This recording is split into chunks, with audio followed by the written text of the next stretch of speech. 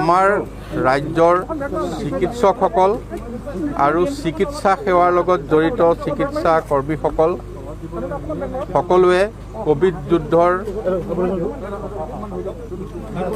সন্মুখত থাকি নিজৰ জীৱনক তুচ্ছ কৰি যি যুঁজ দি আছে, এই ক্ষেত্ৰত আজি যিটো দুৰ্ভাগ্যজনক ঘটনা হ'ল, পোনপ্ৰথমে তাৰ মই গৰিহণা দিছোঁ।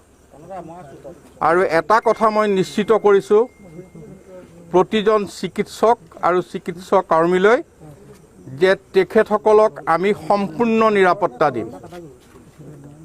তেওঁলোকৰ যদি কোনোবাই গাৰ নোম এডালো লৰাই দিয়ে, চোৱে তাৰ যি প্ৰত্যুত্তৰ দিব লাগে সেই প্ৰত্যুত্তৰ পাব।